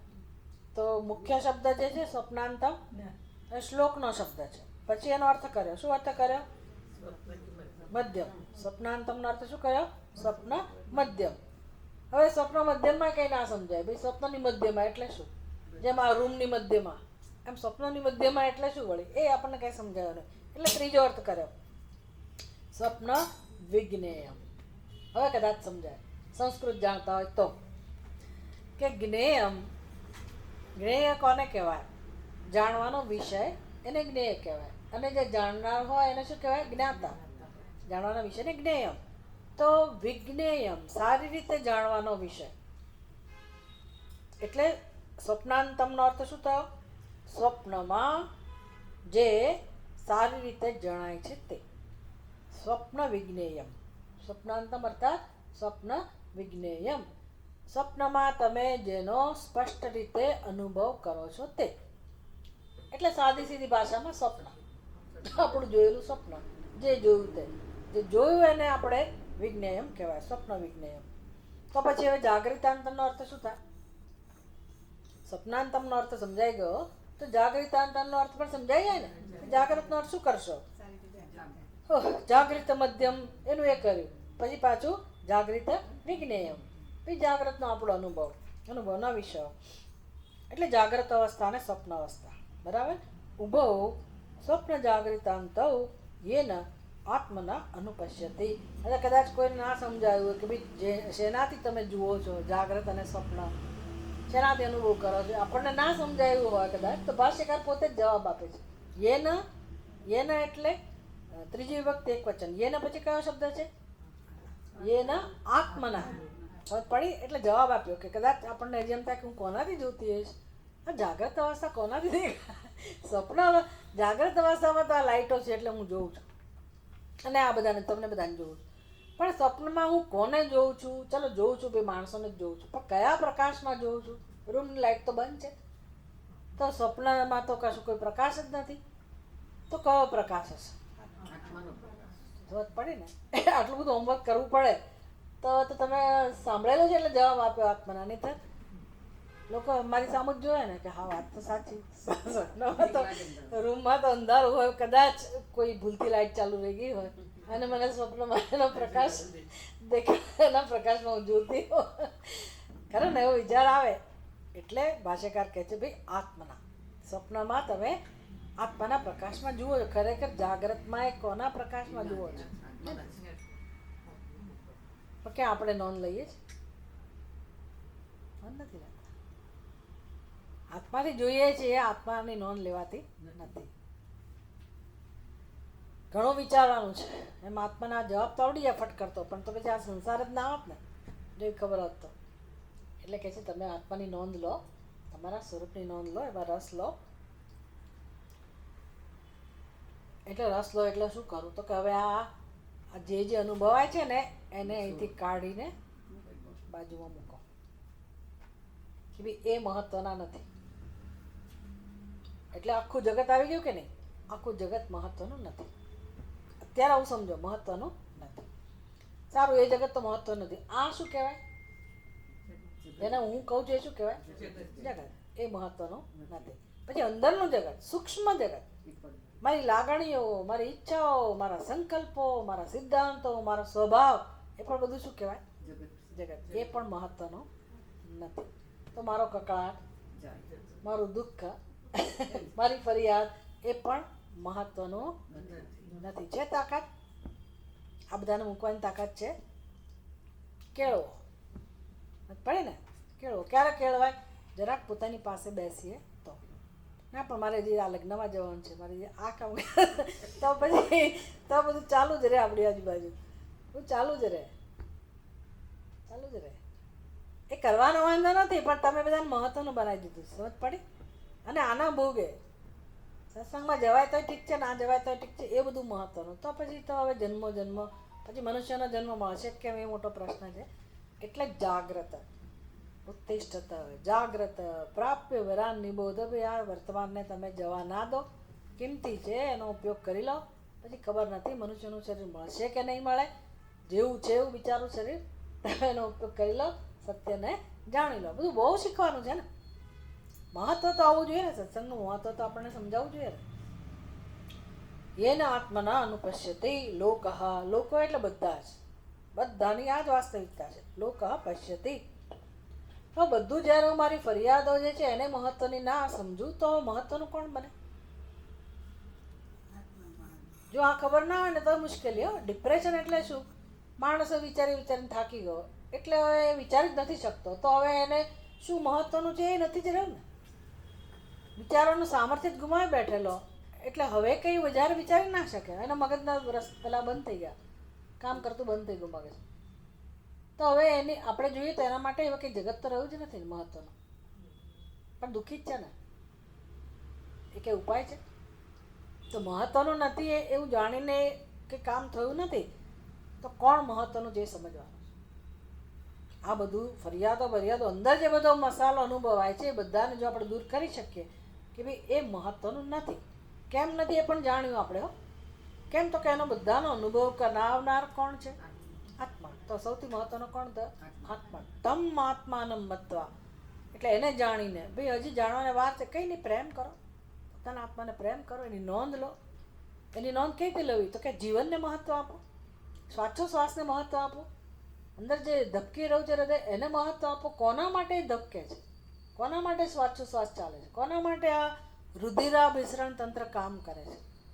કોના માટે આ ભગવાને બધું બનાવ્યું છે? પાચન તંત્ર કામ કરે છે, શરીરમાં ગમે તે નાખીએ બધું પચે છે, શરીર ચાલે છે, બધું કોના માટે છે? જાણો, શેના માટે છે આ બધું? લોકો દોડવા જાય ને મારું શરીર હજી સરસ રહેવું જોઈએ ને હજી આમ હજી તે, કશું ખોટું નથી, પણ શેના માટે એ જાણવાનું છે. શેના માટે છે આ બધું?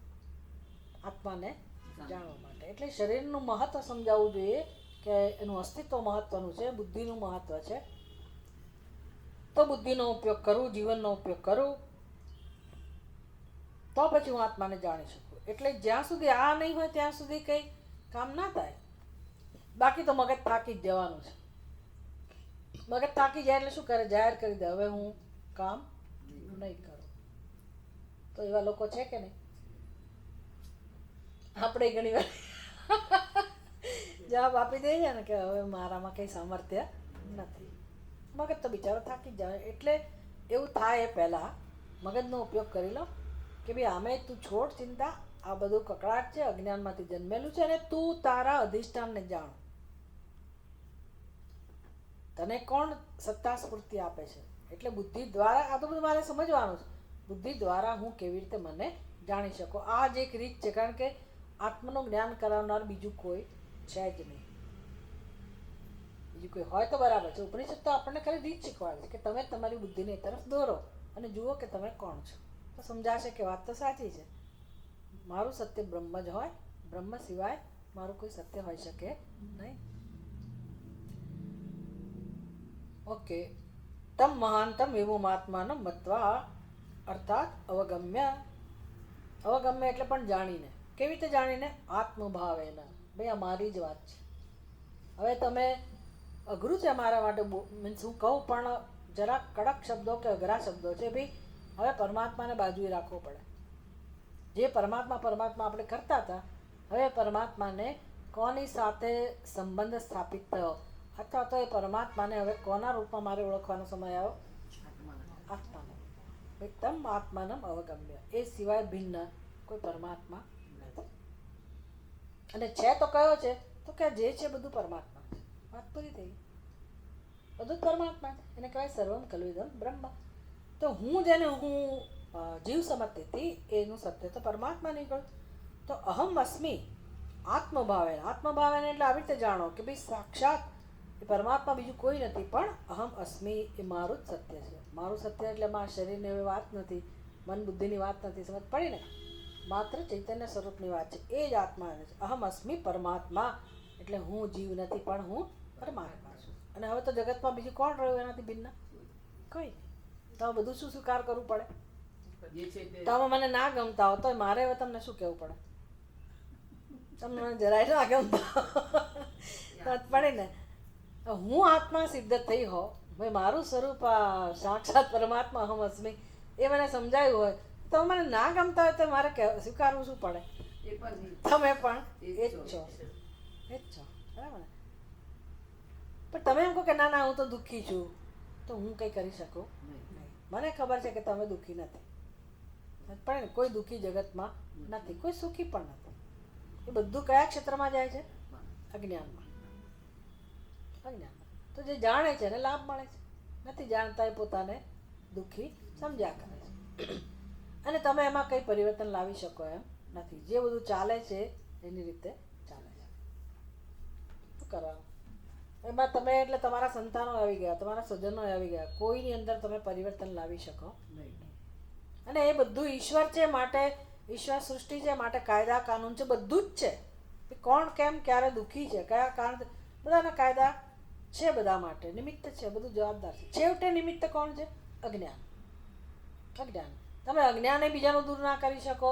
એમાં જે ઈશ્વર સૃષ્ટિના કાયદા કાનૂન આવે એમાંય તમે પરિવર્તન ના લાવી શકો. હા, તમે સલાહ આપી શકો કે વ્યક્તિ સમજે, મનુષ્ય હોય તો.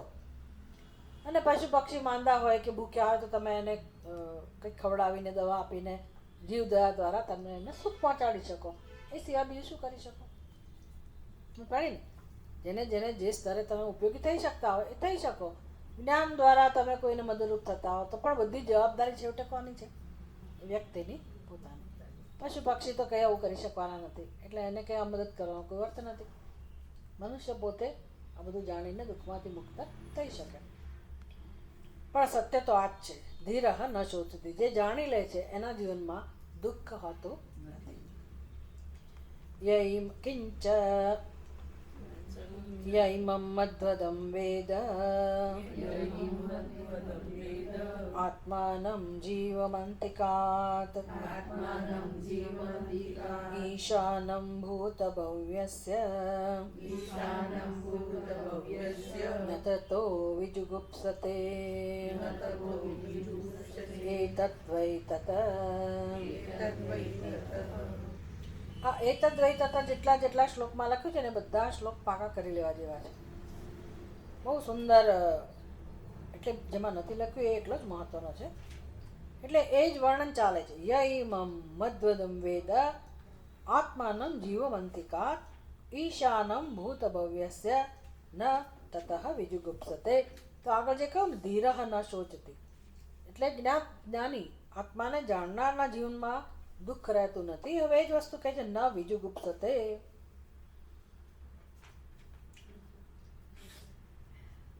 ન વિજુગુપ્સતે એટલે હવે એને પોતાની ક્યારેય કોઈનાથી રક્ષા કરવાની જરૂર રહેતી નથી. એ પોતાને સુરક્ષિત સમજે છે. અથવા તો ક્યારેય કોઈના માટે એના હૃદયમાં ઘૃણા રહેતી નથી. વિજુગુપ્સા આપણને આમ અરેરાટી થઈ જાય અમુક વસ્તુ જોઈને. કોઈકનું ખૂન થયું હોય તો આપણને જોઈને બધું ના ગમે. તો કે હવે એ બધું જે હતું ને અંદરથી એ બધું એને જતું રહે છે. એટલે ગમે છે એવું નહીં હોય બધું, પણ એ બધી જે ફિલિંગ્સ હોય ને જે નથી ગમતી, તિરસ્કારની લાગણી જન્મતી હોય અથવા પોતાનો બચાવ કરવાની જે એક અંદરથી વૃત્તિ હોય એ બધું રહેતું એટલે કે ન વિજુગુપ્સતે. એનું ફળ છે. કોને આવું છે? કોની વાત છે? ન તતઃ વિજુગુપ્સતે એટલે કોઈ વ્યક્તિ હવે આવું નથી કરતો. કોની વાત છે? યહ ઇમમ મધ્વદમ વેદ, જે આને જાણે છે. મધ્વદમ એ શંકરાચાર્ય સમજાવશે મધ્વદમ એટલે શું. મધ્વદમ નો અર્થ થાય મધુ એટલે મધ. મધ એટલે શું? તો કે જે મધુર છે. હવે મધુર એટલે યહ મધુ અદમ, મધનો ભોગતા. મધ્વદમ એટલે મધનો ભોગતા. તો જે મુંડક ઉપનિષદમાં એવી રીતે વર્ણન થયું, દ્વા સુપર્ણા સૌજા સખાયા સમાનમ વૃક્ષમ પરિશસ્વ જાતે. ત્યાં આવી રીતે કથા શરૂ થઈ. એક વૃક્ષ ઉપર બે પક્ષીઓ રહે છે, બંને એકદમ સમાન છે. સુવર્ણ સરસ મજાની પાંખોવાળા બે પક્ષીઓ છે. બંને દેખાવમાં સુંદર છે, એક સરખા જ છે, પેલા ટ્વિનની જેમ જોડિયા હોય એવી રીતે. એક સાથે જ એક વૃક્ષ ઉપર બંને જણા રહેલા છે. બેમાં ફેર શું છે? તો કે એક પક્ષી છે એ બધા ફળ ખાય છે, ખાટા મીઠા તુરા જે કંઈ બધા ફળ ઝાડ ઉપર લાગેલા હોય એ ફળને ખાય છે. અને બીજું પક્ષી છે એ ટગર ટગર જોયા કરે છે. આ રીત છે વર્ણન કરવાની. આપણું વર્ણન છે ખરેખર. એ વૃક્ષમ એટલે શું? તો કે આપણું શરીર. એ શરીરમાં બે પક્ષીઓ છે. કયા બે પક્ષીઓ છે? એક તો ચૈતન્ય સ્વરૂપ આત્મા, જેનું કામ છે માત્ર જોવું, દ્રષ્ટા, અનુભવ આવો, અસ્થિવાતી પ્રિય. એક ખાલી જોયા જ કરે, જેની હાજરીમાં બધો વ્યવહાર થાય છે. અને એ બીજો વ્યવહાર કરનાર કોણ છે? તો કે જીવ. જીવ પોતે શું કહે છે? પોતાને કરતા, પોતાને ભોગતા સમજે. પછી આજે હું ખુશ છું, આજે હું ખુશ નથી, આજે હું સુખી છું, આજે હું દુઃખી છું, આજે મારે આ ભોગવું, આ બન્યું મારી સાથે. એટલે આપણે ભોગતા બન્યા. ખરાબ બન્યું હોય તો આપણે એ દુઃખના ભોગતા બન્યા, સારું બન્યું હોય તો સુખના ભોગતા. પણ કેમ સારું બન્યું, કેમ ખોટું બન્યું? તો કે ભાઈ મારા જ કર્મના ફળ હું ભોગવું છું. એટલે પોતાના કર્મના જુદા જુદા ફળ, સુખ કે દુઃખ, પાપ કે પુણ્ય જે કંઈ છે એ જે ભોગવી રહ્યો છે એટલે કે આપણે એને કહેવાય જીવ. પણ એ જીવ તો આપણી પોતાની કલ્પના છે, પોતાના વિષયનો જે નિર્ણય છે ને એમાંથી આ બધું છે. યેન અનુપશ્યતિ, એ જીવત્વ અને અસ્તિત્વ આપનાર કોણ છે? મારી કલ્પનાને સત્તા સ્ફૂર્તિ આપનાર કોણ છે?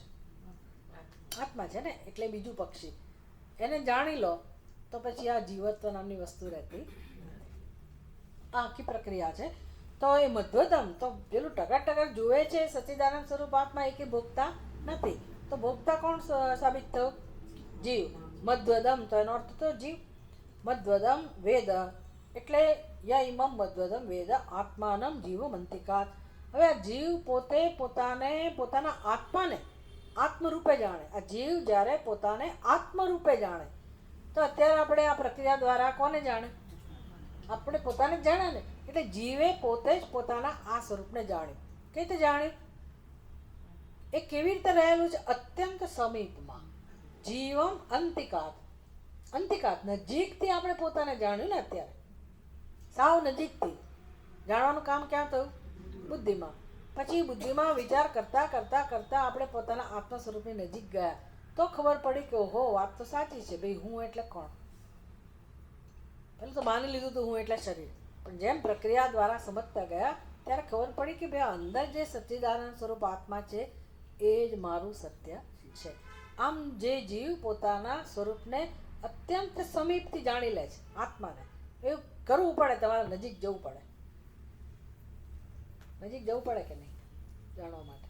તો જ ખબર પડે ને, ઓળખાય કે કોણ છીએ આપણે. પોતાની નજીક જવું પડે. તો આવું જે જાણે છે એની વાત છે. તો હવે જાણે છે, પોતાના માટેનો નિર્ણય કયો નક્કી થયો? આગળના ભાષ્યમાં કહ્યું શંકરાચાર્ય, અહમ પરમાત્મા ઇતિ. મારો નિર્ણય શું કરવો પડે? આત્માનો. આત્મા બીજું કોઈ નથી પણ વાસ્તવમાં પરમાત્મા છે. તો એના માટે અહીંયા શબ્દ વપરાય ઈશાનમ. બે હું ખરેખર ઈશ્વર છું. ઈશાનમ ભૂત ભવ્યસ્ય એટલે ભૂતકાળ, વર્તમાનકાળ અને ભવિષ્યકાળ આ બધાનું અધિષ્ઠાન હું છું. પછી હું ઈશ્વર છું એટલે એવું નહીં બીજા બધા જગતમાં તુચ્છ છે એવું આ જ્ઞાન નથી. સમજ પડી ને? એવા ઈશ્વરની વાત નથી.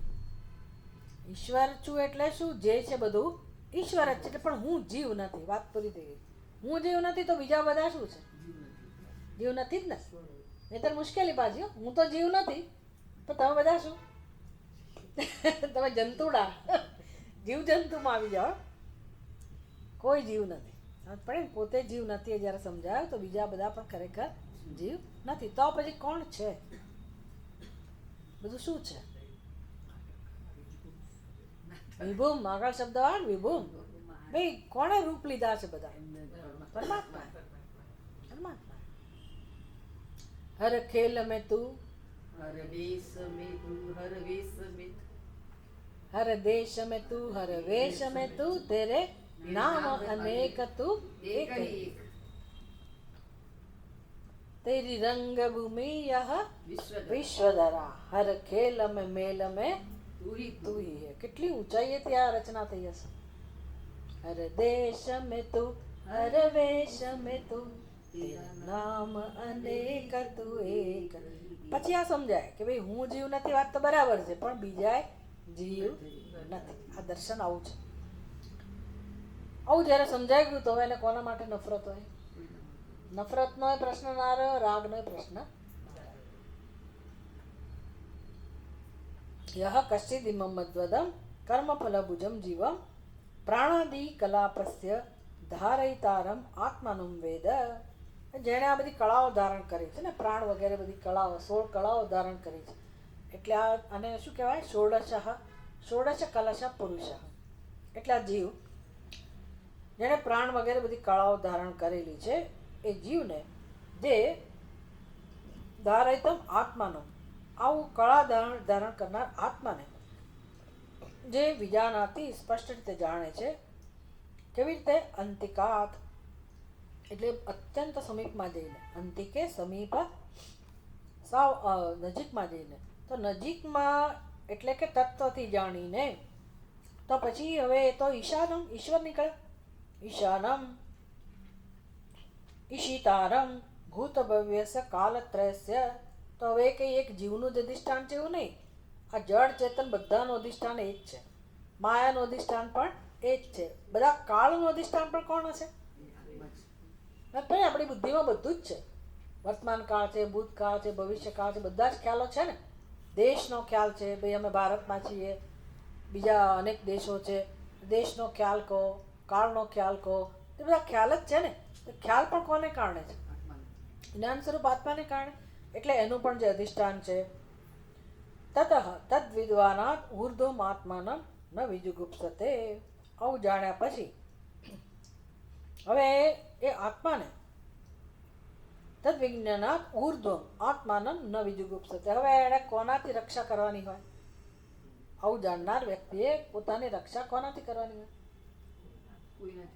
કોઈ ના કરે. મૃત્યુનો ભય હોય? ક્યાં બહાદુર! કેટલી હિંમત આવી જાય, બહાદુરી આવી જાય.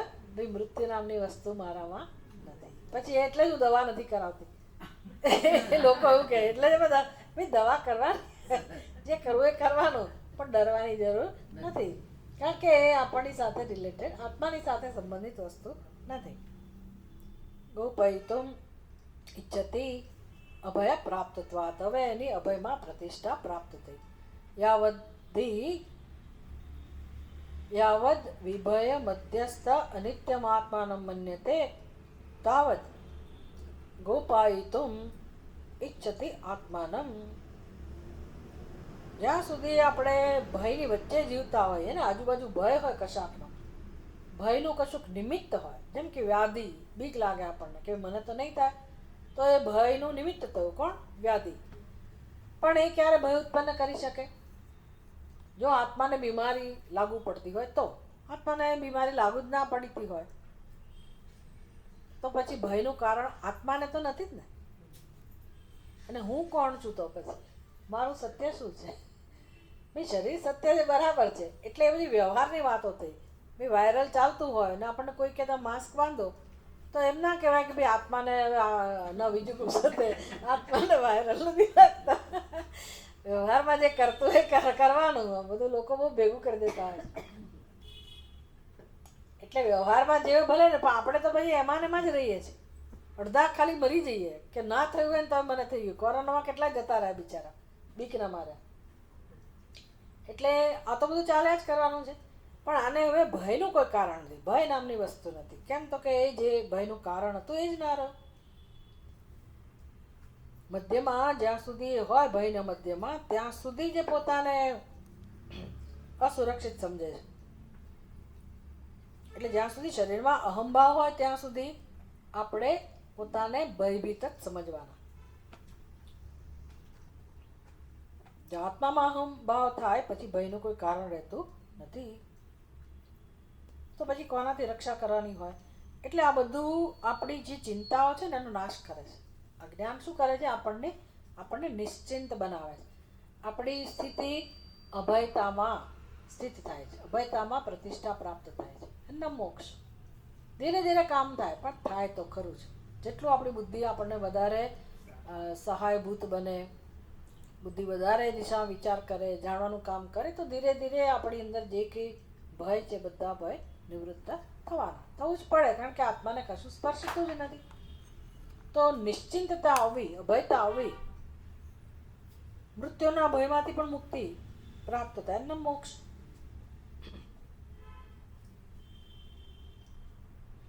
યદા તુ નિત્યમ અદ્વૈતમ આત્માનમ વિજાનાતિ.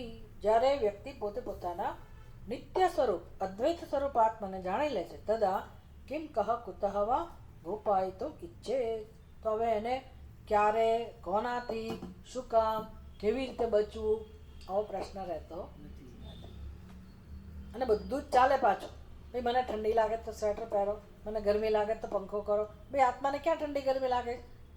એ અમને ખબર છે કે આત્માને નથી લાગતી, પણ મને લાગે છે. એટલે શરીરને લાગે તો એ વ્યવહાર કરાય. તો પછી કેમ પંખો ચાલુ કર્યો? બીજાને તકલીફ હોય. અને કેમ પંખો નથી ચાલુ કર્યો? કેવી રીતે કર્યો? આમાં નામાં લોકો છૂટાછેડાઈ લઈ લેતા હોય. એક જણને પંખો કરે ને એક જણને પંખો ના, બધા પ્રશ્નો થતા હોય. એનું નામ સંસાર. એટલે ત્યાં કોણે કેવી રીતે વ્યવહાર કરવો હોય, દરેકની પોતાની વ્યવહારિક બુદ્ધિ હોવી જોઈએ. તો એને આત્મા સાથે જોડવાની જરૂર નથી. એટલે એને કંઈ દુઃખનું કારણ બનાવવાની જરૂર નથી. આ બધા પ્રશ્નો મને દુઃખી કરી શકે નહીં. અને વ્યવહારિક સ્તરે જે સમાધાન થતું હોય તો લાવો, ન આવે સમાધાન તો જે કન્ડિશન હોય એનો તમે માંથી સ્વીકાર કરો. પણ આત્માને કશું સ્પર્શતું નથી. એટલે આપણે દુઃખી તો નથી જ થતા. સમજ પડી? કોઈ રીતે આપણે દુઃખી થઈ શકીએ જ નહીં, કારણ કે આત્મા અસંગ છે. આત્માની અંદર દુઃખનો સ્પર્શ ક્યારેય છે જ નહીં. એવી જ રીતે અજન્મા છે, એવી રીતે અમર છે. એ જ્ઞાનમાં જ્યારે આપણી બુદ્ધિ નિષ્ઠ થાય પછી સમજાય કે મૃત્યુ હતું નહીં, છે નહીં, નાશે પણ નહીં, મારું નહીં, કોઈનું નહીં, મૃત્યુ નથી ને જન્મય નથી.